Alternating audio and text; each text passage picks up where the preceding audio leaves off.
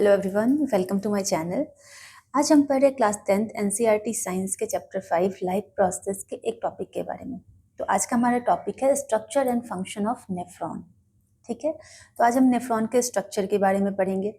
तो सबसे पहले हम ये देखेंगे कि नेफ्रॉन कहाँ होता है। तो नेफ्रॉन होता है हमारी किडनी में। ठीक है, ये रही हमारी किडनी का स्ट्रक्चर, इंटरनल स्ट्रक्चर है ये। किडनी हमारी एक बीन शेप्ड स्ट्रक्चर होती है। ठीक है, तो इसमें जो हमारी किडनी होती है ना, वो नेफ्रॉन से मिलके बनी होती है। ठीक है, नेफ्रॉन जो हमारी किडनी होती है, किडनी में लगभग 1 मिलियन नेफ्रॉन होता है। एक किडनी में लगभग 1 मिलियन नेफ्रॉन होता है। तो हम कह सकते हैं कि nephron is the structural and functional unit of kidney. ठीक है, तो किडनी का काम क्या होता है? किडनी का काम होता है ब्लड का फिल्ट्रेशन करना। ठीक है, तो यहाँ पे हम देख लेते हैं कि नेफ्रॉन किडनी में कहाँ होता है। तो नेफ्रॉन पहले स्ट्रक्चर देख लेते हैं कि ये कॉर्टेक्स एरिया है किडनी का, ये पिरामिड एरिया है। ठीक है, तो हमारा जो नेफ्रॉन होता है ना, तो नेफ्रॉन यहाँ कॉर्टेक्स से शुरू होता है और ये पिरामिड तक जाता है। ठीक है, यहाँ कॉर्टेक्स से शुरू हुआ एंड ये पिरामिड तक गया। ठीक है, और ये इसको बोलते हैं हम रीनल आर्टरी। ठीक है, तो यहाँ से बॉडी से यहाँ से ब्लड आता है एंड इसको बोलते हैं हम रीनल आर्टरी बोलते हैं। तो रीनल आर्टरी से होते हुए बॉडी से ब्लड आता है फिल्ट्रेशन के लिए किडनी के अंदर। ठीक है, अब यहाँ गया और यहाँ फिर जो हमारा नेफ्रॉन होता है वो उसको ब्लड का फिल्ट्रेशन करता है और फिर ये इनके थ्रू होते हुए फिर ये है ब्लू कलर की जो ट्यूब दिख रही है आपको, ये इसको बोलते हैं रीनल वेन। ठीक है, तो रीनल वेन से हमारा ब्लड बाहर बॉडी में जाता है, फिर ये हार्ट में जाता है ऑक्सीजनेटेड होने के लिए। ठीक है, और जो बाहर जो यूरिन निकलता है तो वो यहाँ से ब्लड का फिल्ट्रेशन हो जाता है। उसके बाद ब्लड से फिल्ट्रेशन के बाद जो वेस्ट मटेरियल बनते हैं, यूरिया होता है, वो सब यहाँ रीनल पेल्विस से होते हुए, यूरेटेड से होते हुए ये बाहर निकल जाता है। ठीक है, तो यहाँ होता है नेफ्रॉन का स्ट्रक्चर। तो इसको हम अब जूम करके देखते हैं। ठीक है, तो मैंने ये पिक ली है आपकी, ये जो डायग्राम है ये आपकी एनसीईआरटी की बुक में है, ये वही डायग्राम है। ठीक है, तो किडनी का काम ही होता है ब्लड का फिल्ट्रेशन करना। तो फिल्ट्रेशन के लिए अब हम नेफ्रॉन के स्ट्रक्चर पे आ गए। तो देखो आप, ये रहा नेफ्रॉन का स्ट्रक्चर। तो सबसे पहले नेफ्रॉन के स्ट्रक्चर में क्या आता है? सबसे पहले नेफ्रॉन के स्ट्रक्चर में आता है एक कप लाइक स्ट्रक्चर। ठीक है, कप लाइक स्ट्रक्चर जो होता है उसको हम बोलते हैं बोमेंस कैप्सूल। ठीक है, ये हो गया बोमेंस कैप्सूल और इसके अंदर आप देख रहे होंगे कि ये कैपिलरीज का जाल बना होता है। ठीक है, बहुत सारी कैपिलरीज का जाल बना होता है जिसको हम बोलते हैं ग्लोमेरुलस। ठीक है, तो रीनल आर्टरी के थ्रू ब्लड आता है। ठीक है, रीनल आर्टरी के थ्रू ब्लड किडनी में आता है और यहाँ पे एक जो हम बोलते हैं कि एक आर्ट्रियोल होता है जिसको हम बोलते हैं अफेरेंट आर्ट्रियोल। तो रीनल आर्टरी के बाद अफेरेंट आर्ट्रियोल के थ्रू होते हुए ब्लड ग्लोमेरुलस में आता है। ठीक है,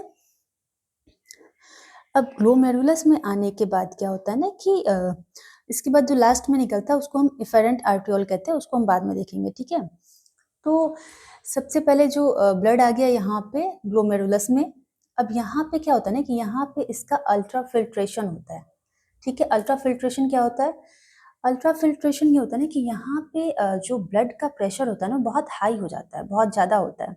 तो इससे क्या होता है ना कि यहाँ से कुछ चीज़ें छन के फिर बोमेंस कैप्सूल में आ जाती हैं। अब देखो कैसे ब्लड का प्रेशर बनता है।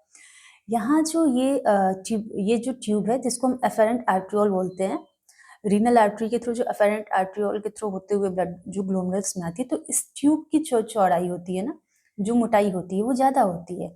और आगे देखो आप कैपिलरीज की जो मोटाई होती है ना वो पतली हो जाती है। तो इसकी वजह से ना यहाँ पे प्रेशर पड़ता है। तो जब यहाँ पे प्रेशर पड़ता है ना तो क्या होता है कि इसकी बहुत सारी चीज़ें छन के वुमेन्स कैप्सूल में आ जाती है। बट क्या होता है कि अब देखो ब्लड के बहुत सारे पार्टिकल्स होते हैं, कंपोनेंट्स होते हैं, just like RBC, WBC, platelets, वो क्यों नहीं आ पाते? क्योंकि यहाँ जो झिल्ली होती है ना बहुत पतली होती है, वो स्मॉल चीज़ों को ही अलाउ करती है इसमें से इसमें जाने के लिए, वुमेन्स कैप्सूल में जाने के लिए। तो यहाँ से वेस्ट मटेरियल को निकालने के लिए ये अल्ट्रा फिल्ट्रेशन होता है। बट वेस्ट मटेरियल के साथ साथ यहाँ बहुत सारी चीज़ें भी बाहर निकल जाती हैं, लाइक H2O निकल जाता है, बहुत सारा ग्लूकोज आ जाता है, अमीनो एसिड जाता है, यूरिया के साथ, यूरिया तो आता ही है बट उसके साथ कुछ अच्छी चीज़ें भी आ जाती है, सॉल्ट्स आ जाता हैं, आयंस आ जाते हैं। तो अब उनके बाद इसका क्या होता है, यहाँ पे तो अल्ट्रा फिल्ट्रेशन हो जाता है, बट इसके बाद एक और एक स्टेप लेना पड़ता है, वो होता है सेलेक्टिव रीएब्जॉर्प्शन का, ठीक है? क्योंकि इतनी सारी चीज़ें अगर शरीर से बाहर निकल गई तो फिर तो बहुत सारी चीज़ें ऐसे ही वेस्ट हो जाएँगी ना। तो फिर क्या होता है ना कि यहाँ पे अब ये सारी चीज़ें आ गई, तो इन ट्यूब से होते हुए ये बाहर निकलती हैं, बट इसमें बीच-बीच में क्या होता है ना कि यहाँ पे देखो आप, NaCl का थोड़ा-सा रीअब्ज़ॉर्प्शन होने लगता है, फिर H2O भी थोड़ा रीअब्ज़ॉर्ब होता है, फिर ये होते-होते इसको हम बोलते हैं लूप ऑफ हेनले। ये जो स्ट्रक्चर जा रहा है ना, इसको हम बोलते हैं लूप ऑफ हेनले। अब देखो आप, ये सब हुआ, उसके बाद ऐसे-ऐसे आते गए, यहाँ फिर H2O का रीअब्ज़ॉर्प्शन होते जा रहा है, फिर NaCl का, एक्स्ट्रा NaCl का रीअब्ज़ॉर्प्शन हुआ, वाटर का रीअब्ज़ॉर्प्शन होते-होते काफ़ी चीज़ों का रीअब्ज़ॉर्प्शन हो जाता है, फिर उसको हम, फिर ये होता है कलेक्टिंग डक्ट। तो कुछ वाटर के साथ जो वेस्ट मटेरियल होते हैं, फिर ये कलेक्टिंग डक्ट के थ्रू होते हुए बाहर निकल जाता है। अब इस एक कलेक्टिंग डक्ट में ना बहुत सारे नेफ्रॉन्स जुड़े होते हैं, और उनसे हर जगह से आ रहा होता है वेस्ट मटेरियल जो आ रहा होता है, तो वो इसके बाद होते हुए वही आगे मैंने जो बताया कि रीनल पेल्विस से होते हुए, यूरेटर से होते हुए ये बाहर निकल जाता है, ठीक है? अब देखो आप, ये यहाँ पे एक मैं लाइन बना देती हूँ ऐसे। तो ये जो एरिया होता है ना, ऊपर का जो एरिया होता है, ये पूरा, ये कॉर्टेक्स एरिया में पाया जाता है, ये कॉर्टेक्स एरिया में होता है, और ये जो नीचे का एरिया होता है ना, ये जो नीचे का स्ट्रक्चर होता है, ये पिरामिड में पाया जाता है।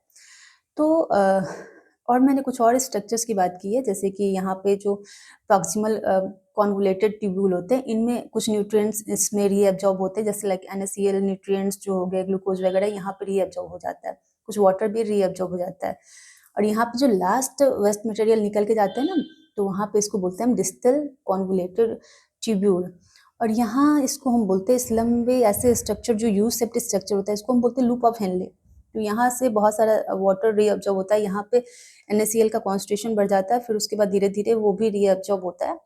ये आप थोड़े डिटेल में और आगे की क्लासेस में पढ़ेंगे, ठीक है? तो यहाँ फिर H2O NaCl का रीअब्जॉर्प्शन होते-होते फाइनली यूरिया एंड जो वेस्ट मटेरियल्स होते हैं, वो सारे थोड़े से वाटर के साथ बाहर निकल जाते हैं, ठीक है? तो आई होप आपको समझ में आया होगा। अगर कुछ आपको ना समझ में आए तो आप प्लीज़ कमेंट करके आप मुझसे पूछ सकते हैं, ठीक है? सो आज के लिए बस इतना ही। सो आई होप समझ में आया होगा। So thank you.